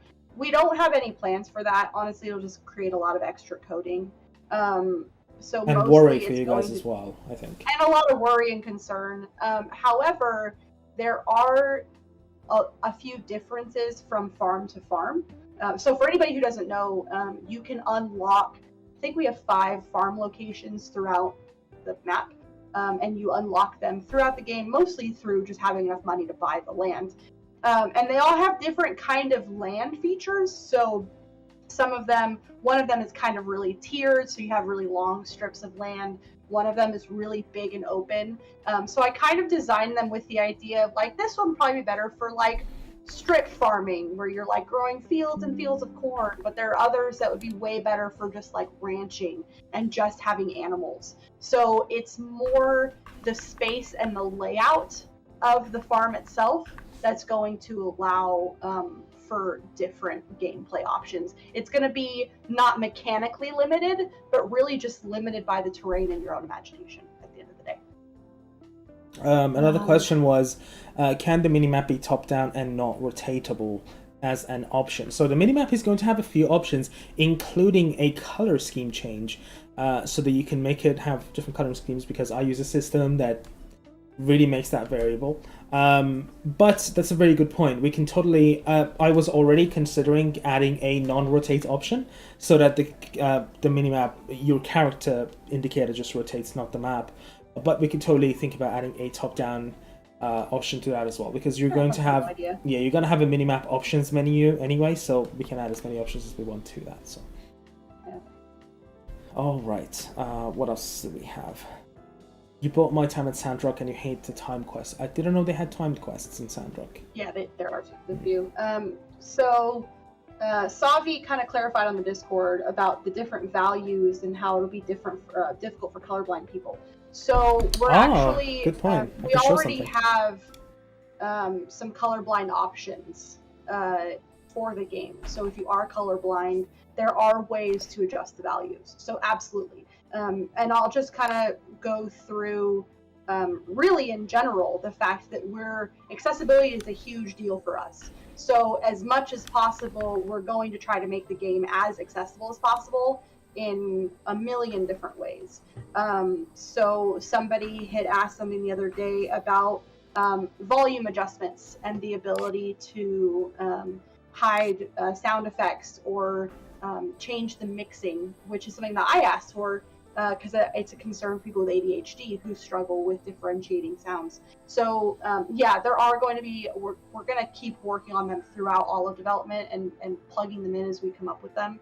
But if there's something we miss, feel free to poke us about it and be like, hey, is this a thing? And if it's not already, we'll absolutely look at adding it, because it's I don't know if it's a concern, but it's just something that we're very aware of and want to make sure we that everybody can play the game and that it's accessible. That's why you call it accessibility, I guess. Yeah, and I think I answered Raptor Lily. We have 3 different options for colorblind, and they can even adjust their strength as well. Can you pet Sparky? Yeah. I guess so, but I don't think he's going to be happy about it. He'll probably get really angry about it. Will there be a calendar that we can make marks on? So like when to shop for certain seeds and stuff. Will there be a to-do list? There will be a calendar that you can look at and see when events come up. As for making notes on them yourself, we can add that as a feature. It will just gonna come down to how much time we have to implement it. But very good idea. I'm gonna write it down. And Sydney says DLC. We call everything DLC. It's gonna be free. Yeah. Mostly it's gonna be free until it's something huge. But yeah, no, that's a very good idea. I'm gonna write it down now, actually. Yeah. And Prince Izo said, "Can we make watery rice fields?" So that was actually one of the. Let's just talk about it. So, we're not gonna show it, but yes, we do already have plans for water growing rice fields. So you can't have a Japanese game and not do that. We were originally just going to have dry farmed rice because I didn't want to deal with it, but we just kind of got to a point where it's farming in Japan. You can't not have rice paddies. So yes, there will be rice paddies. Let's see.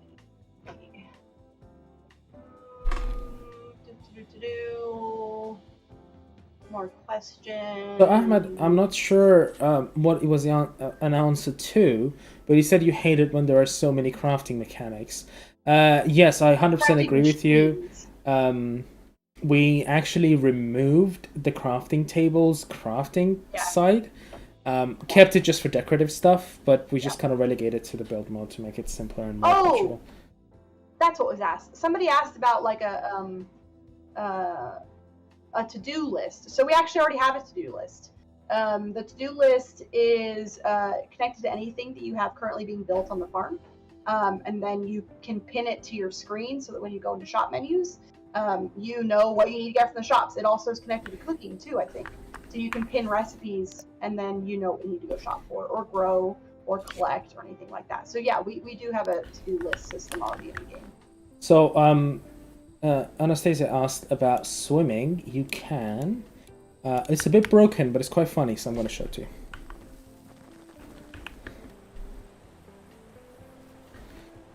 You will ragdoll, and then you swim.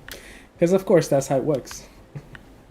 And then JP said, will there be a clothing shop, or can we change our hair after we create our character? I'm just going to say yes. I'm not going to go into that anymore. Yeah.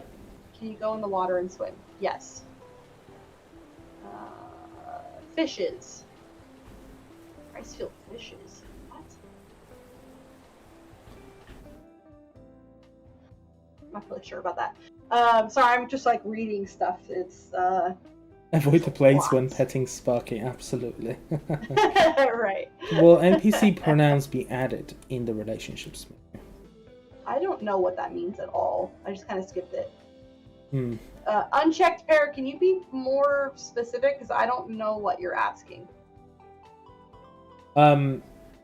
So, the player character doesn't have pronouns because we're essentially just going to write the script in a way that the pronoun is never used. And that's a very Japanese thing. If you think about it, mostly just names are used.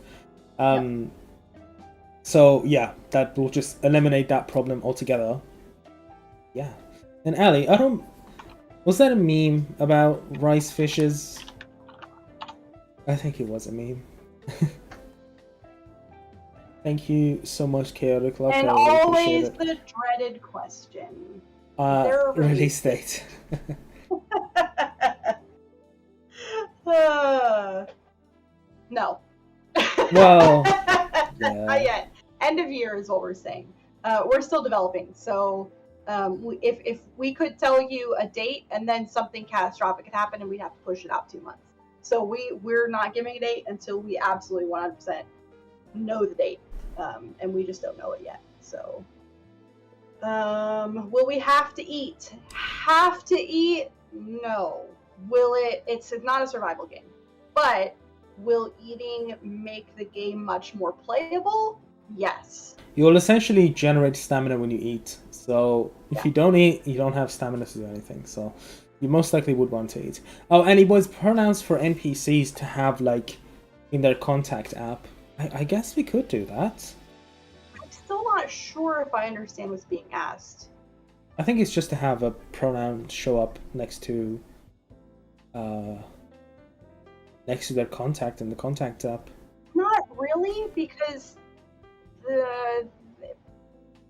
the gender identity for every character is kind of, I don't want to say fluid, but because that's not the right term, but it's not, how do I say this? We're not focusing on gender. We're kind of leaving it a little bit more ambiguous, I think.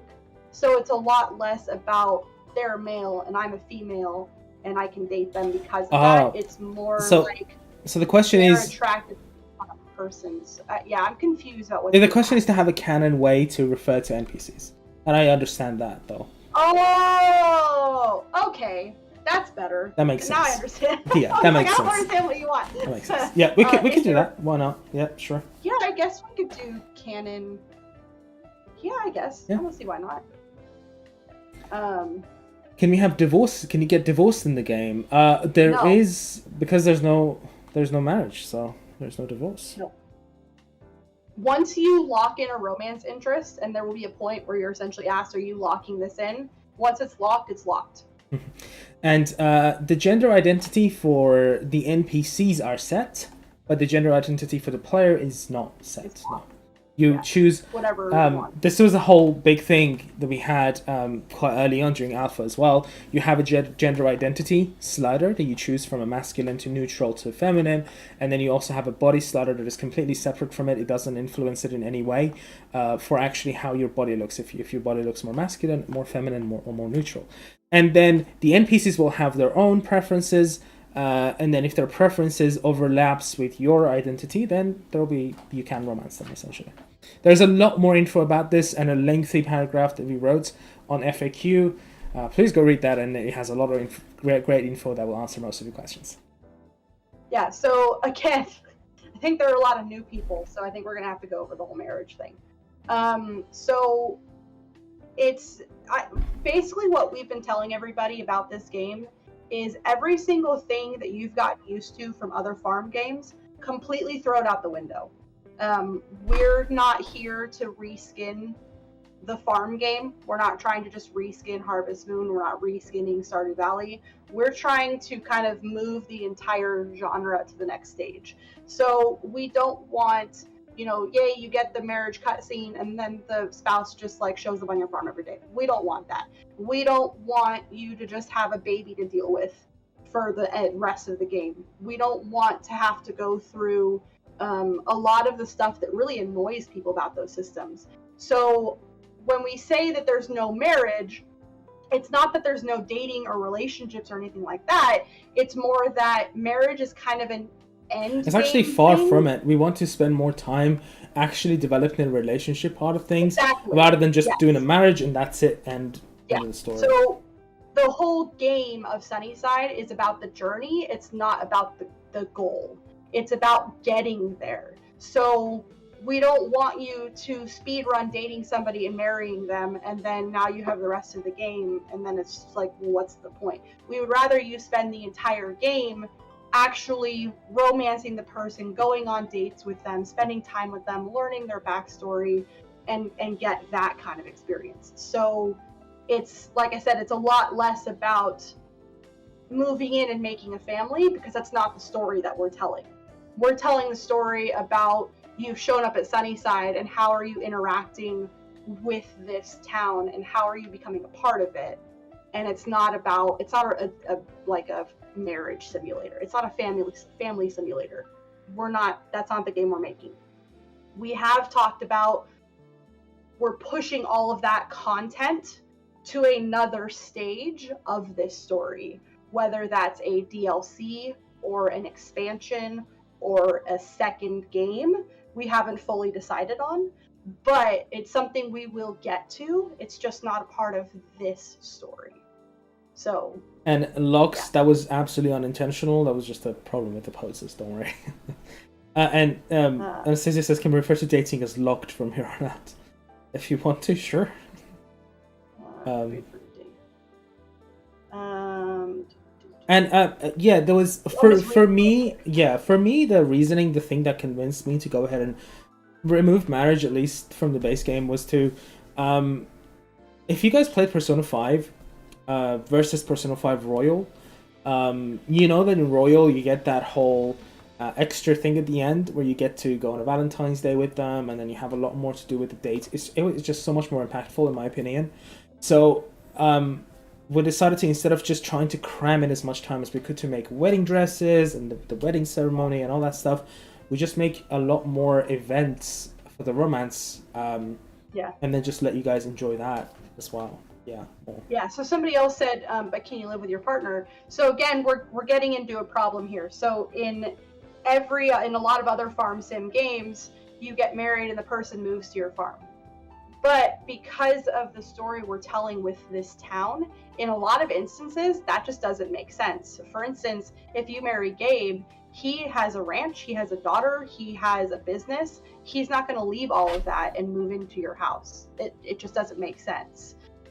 So we then have to answer the question, okay, well, what would happen? And that's going to take so much more effort and thought to make sure we get it right, than to just shoehorn a marriage mechanic into the game because it's what every other game has done, and so we have to do it. So that's kind of the decisions we were faced with, was if we're going to do it, we're going to do it right. And if we're going to do it right, we're going to have to really focus on it and push it to another section. Yeah, and actually, somebody just mentioned in the chat as well. Yeah, that could absolutely be something that we can do further down the road. One of the NPCs, we have a few planned that we just don't have the time to now. And this can totally be one of them that we can do down the road for you guys. Because I know a lot of people love marriage in farming games. I absolutely understand it.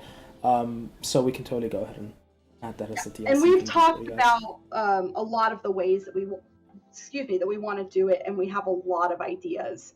So it's going to take a significant period of development to make it happen in a way that we're going to be happy with it.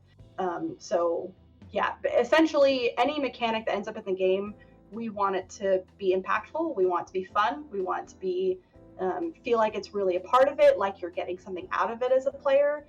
And again, like I said, we don't want to shoehorn anything in. We don't want to shove something in there just because it feels like it has to be there, because then it's not satisfying. Unchecked pair, did you mean something like Sims 4, where they give you like a dialogue options that you go through and then they generate a character based on that? If that's what you mean, I don't think we're going to add that. It'll be something we can discuss for an update though, for sure, because I know a lot of people like to do that.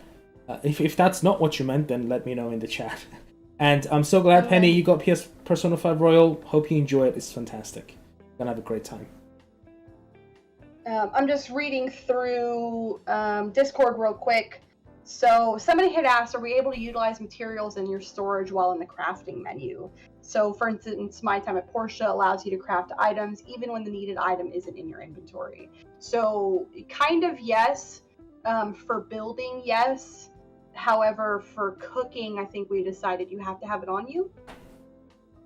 We could maybe for the auto pull system, maybe have it pull from inventory, but we haven't really finalized any of that. Yeah, no, we haven't finalized it just yet. No.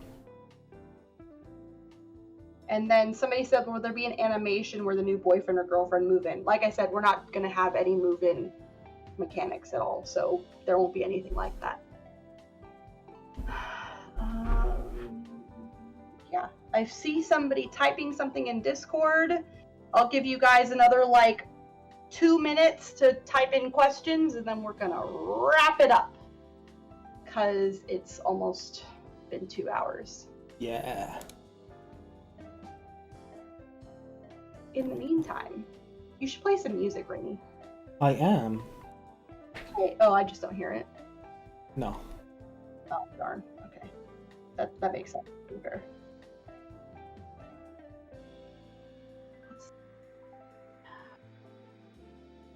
If I'm not mistaken, getting married at the end of the game. So, Ahmed said, if I'm not mistaken, Harvest Moon Hero of Leaf Valley wouldn't allow you to marry until you finish the game. Why don't make it like that? Only my opinion. Again, it comes down to making the wedding scene and making the wedding dress, making the outfits, and keep in mind we have 20. And, yeah, we have quite a lot of bachelors and bachelorettes, and that'll be quite a lot of work in that. But... yeah. It seems like such a simple thing, but oh my god, it's so much more complicated. Koi ponds. Kind of. Maybe. We're talking about it. I make no promises. It'll most likely be a DLC at some point, containing a lot of aquatic stuff. Oh, I see. Unchecked Pair is saying that through your decisions when you talk to NPCs, it forms your character's personality. Kind of, yes. We're not locking anything. I keep saying locking. We're not it's not filling out a graph or something like in Mass Effect where you make decisions and you get your Renegade or Paragon status. It's more like we're giving you options to choose from, and then you can kind of headcanon your own personality. I guess, yeah. And then the story itself runs on a tree-based system, obviously, so the choices you make takes you to a branch that you can go on. But one thing that you guys should keep in mind is that the main storyline is separate from NPCs' specific stories, and that is separate from your romance. So that all kind of works separately from each other. So when you finish the main story, that is something that is done, but then now you have all the other NPC stories that you can discover. So that's why we can't really show credits at the end of your romance, because the main story might still be going on. Yes, there is an end game kind of point. Sorry, you go ahead and answer first. I was just going to say, I always say that I don't want it to be 2 hours, and then it's always 2 hours. So it is always 2 hours. Sorry about that. But yeah, as I was saying, there is an end game point that we'll just play credits at, and that's going to be the end of the main storyline. But we're not going to finish the game. You just then can continue and explore the game. As I mentioned, you have a main storyline. Think of it as Skyrim. You have a main storyline, and then you have all these separate quests that you can focus on specifically. The main storyline still needs to be continued to unlock certain parts of the story, but otherwise they're different from each other. A little bit like a visual novel. Yeah, 100%. I think your microphone died for a second there. Oh, did it? Yeah. No. I don't know, you broke out. I wasn't able to hear you for a second. Yeah, no, I just said that. I just answered, yeah, it's a bit like a visual novel, for sure. So they were saying on Discord, I wonder if it wouldn't fit better to have a decision to obtain a plot of land where the couple chooses together and then it merges their two businesses, i.e. your farm and Gabe's farm into one. Like they're discussing it in the live stream, that would kind of make the Union event cookie cutter from previous games, and then they're looking for the next level in farming games. Kind of. It's not a bad idea, to be honest, but we want to go further than that. And like I said, we've got ideas in the works of what we want to do. So Yeah. What I will say is there really isn't any solution where we'll be able to do it in base game because our production schedule is pretty much packed. Yes. So it's definitely not going to happen in base game. But for future things, we've got a lot of ideas. We're just trying to decide which one we want to go with. All right, we're gonna answer a few more, and then we're gonna probably end it because it is actually going above 2 hours soon. Somebody asked how many years will the main story take. Again, it's down to you at what pace you want to follow it. Yeah, and somebody just to piggyback on that, somebody said hopefully there's no cons for sticking to the main story and then waiting for all the side stuff until much later. Honestly, there will be. It is going to be way more beneficial to you to do all of the story all at once. So we have the main story, and then we have what we've called harmony quests, and those harmony quests are all of the individual NPC stories, and you are very much encouraged to do both at the same time. If you don't, the whole story is going to feel really disjointed and weird, and you actually can't progress through the main story until you've done some of the harmony quests. So you really are highly encourage you, at least the first time, to do it all together. Otherwise, it's going to feel super weird. Yeah, and Lollipop Girl, DLC we have plans for a few, like 2 at least. Proper plans. But how we're going to do it is that we're going to have a bunch of free updates with a lot of content in them. But then as soon as we find something substantial, worthy of your money, then we will package it into a paid DLC. But mostly we want to push free updates as much as we can. Unless it's something huge, then it'll be a paid DLC. But otherwise, we want to keep the paid DLCs to a minimum. And we definitely want to make it so that you feel like it is worth your money.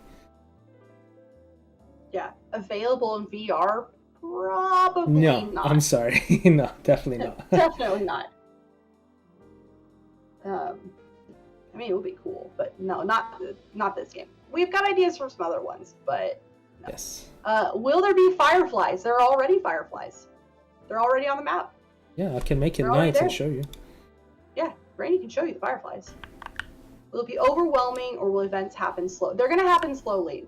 And keep in mind that we always say, sorry, just quickly, the player always initiates the events. Yeah. You are the one that sets the gears in motion. It's nothing that would happen on its own. Except, as I said, except for the yearly events that take place, not much happens outside of that. Yeah, it's the way that Kenna has been writing it is, our lovely writer Kenna, is really it's going to feel like real life. So you might have some tasks you want to run that day, but you might get a text message from a friend who says, hey, I need help with something. Can you come over? And so you derail your day to go help your friend, and then you help them with that stuff. And then, Sparky might be like, hey, you said we were going to do this today. Can we go do this thing? And it's like, oh yeah, let's go do the thing. So there's going to be some like morning stuff that you have to do to take care of your farm, but elsewise it's going to be like real life. You can be walking by somewhere and an NPC might be like, hey, I was supposed to meet this person somewhere, but I haven't seen them. Can you help me figure out where they're at? And then you kind of drop what you're doing and you go help them. So it's not about feeling rushed. There's no time limit, but there is that sense of, I should probably help my friends. And so I'm going to help my friends. So that's kind of how we're putting it all together. And then the main story is completely on you. It's whatever pace you want to go about it. And so we've timed it in a way that there will be things that happen with the Harmony quest that will kind of push you towards, okay, go do some stuff in the main story and then come over here and do this stuff. So a lot of the story progression and timing, we've really pulled straight from Mass Effect, because the way that they did it is really pretty genius. So if you've played Mass Effect 2, the way that it works is you kind of do the main story, and then there's a period of time in the main story where nothing's really happening, so you're kind of encouraged to go do a couple side quests. But once you've done a few side quests, then the main story triggers again, and you kind of are naturally pushed back to the main story. And then you get to a point where there's not anything happening in the main story, so you kind of naturally go back to the main quest or to the side quest. And so there's this kind of natural back and forth, and that's really how we wrote our story. So you shouldn't feel rushed, you shouldn't feel stressed out. It should just feel like a natural progression. So wait, you guys are making another game. We're gonna make so many games. It really comes down to how successful Sunnyside is, but we have a few in mind. And thank you so much, JP. We're doing our best. This is our first game, but you guys are already loving it so much, and we're gonna do our best to make a game worthy of all this hype. And really, if you want a second Sunnyside game, the first one needs to do really well. So you gotta make sure you go and buy it, otherwise we can't make another one. So future games, even if we do non-Sunnyside games, are really gonna be dependent almost entirely upon the success of Sunnyside. So tell your friends, tell your family, share it on all the places. And yeah, hold it hand on us. Is there a way we can support you now before the official release? First and foremost, support other than monetary stuff. You can absolutely just, again, share and everything and anything about Sunnyside, tell everybody. And monetary support, you'll have to wait until we release some news about merch and stuff. Yeah. I don't know when it's going to happen, but it is going to happen at some point. So just join Discord, keep an eye out for that. We do still have a coffee account. We do have a coffee account if you want to help us. And that money usually goes to making new music or making new stuff for the game. So... Yeah, you can do that as well. There's links here. They're on our website too. So if you decide you want to throw some money at us, we won't say no. So yeah, go. Feel free. I won't. Will there be different endings? Yes, and that's as much as I'm gonna say. Yeah, we're not going into that. No. How can we play early access if we weren't in the alpha? Oh yeah, just go over the MVP thing quickly again. Yeah, so I'll talk about MVP. So the Merge Vanguard Playtesters program is something you can sign up for through Merge, and that's going to give you access to our summer playtests. We're going to be putting out announcements and links on all of our social media throughout the next week or two with how you can sign up for that program. So I'm going to finish up reading what's on the screen right now, and then I think we're going to close it up. Yeah. So merch, not yet, but we're working on it. We're working on it. I've made 6 people hype for this game. Love it. Tell all the people. And wishlist too. Make sure you wishlist the game. That's a huge metric that we track. So please tell all the people, go wishlist Sunnyside. Yes. I love that. I plan on getting Sunnyside for all of the platforms. I love hearing that. Thank you. We love it.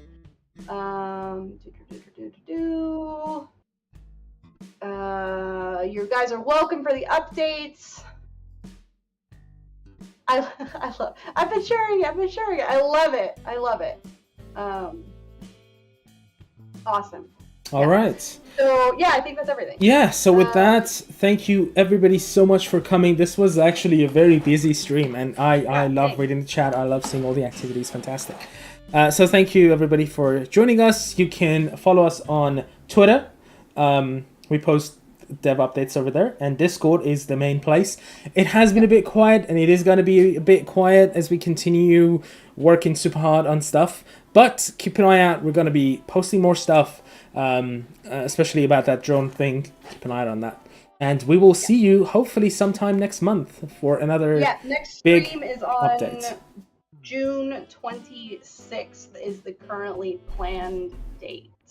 All right. So yeah, so we'll see you guys then. Thank you to everybody. Thank you for telling your friends about us. Thank you for sharing us. Thank you for wish listing. Thank you for all the pre-orders. I say it all the time. I say it in all the Kickstarter updates. It really is that support from everybody that kind of drives us to keep doing this, is knowing that people are excited, knowing that people feel like we're making good decisions. It's really motivating and kind of, I don't know what the word is, but it definitely makes us feel like we're doing a good job. So thank you guys for everything, for all your support, for all your love. And we can't reward you as much as we can in the next couple months. We can't wait to bring you guys a game that is worthy of all the support. Yeah. Seriously. Yeah, absolutely. All right. So we love you guys, and we'll see you all next month, and on the Discord and on Twitter and Instagram and TikTok and Reddit. Join the Reddit. Yeah. All right, guys. You all have a lovely rest of your day. See you later. See ya. Bye.